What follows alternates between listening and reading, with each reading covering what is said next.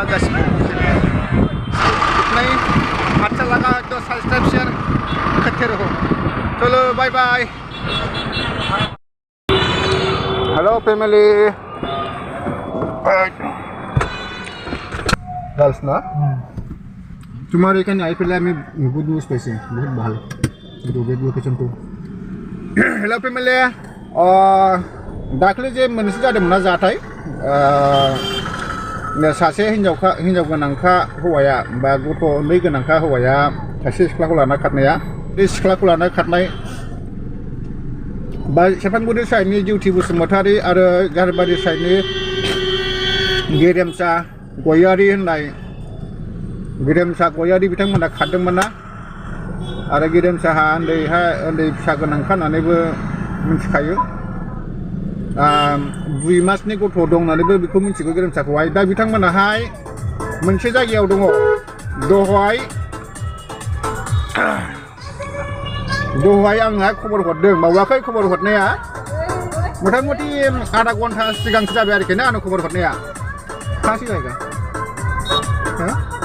खासे यासि जायगा बुंखे जायगा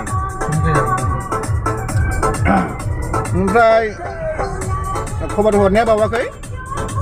बिसोर दा मोनसे जायगायाव दं आरोखि ना बिसोरो भुटान सिङाव दं बिसोरो थारमाने बिसोरो भुटान सिङावनो दङ ओमफ्राय टाइम जायोब्ला फैफिननानै एन्ट्रि खालामफिनो जाहैबाय बिसोरो ओमफ्राय आरो हाबलांफिनो आरो टाइम जाब्ला आरो ओंखारफिनसैलाय आरो एन्ट्रि खालामफिनसैलाय आरो हाबफिनसैलाय बिदि बिसोर खालामगासिनो आरोखि ना ओमफ्राय दा माखासे बिथांमोनहा बेखौ खेल लागासिनो दङ आरो जुदि मानसिफोरखौ जुदि हमनो मोनोब्ला डाइरेक्ट गावसिनि साइडनि एबसु अफिसावहाय बिथांमोनखौहाय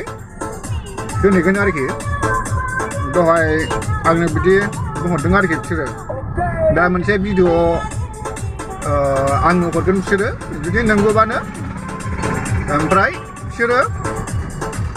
बा बिसोरखौहाय हमनानै एबसु अफिसावहाय दोनहैगोन होननानै बिसोर आंनोहाय दहाय खावलायहरदों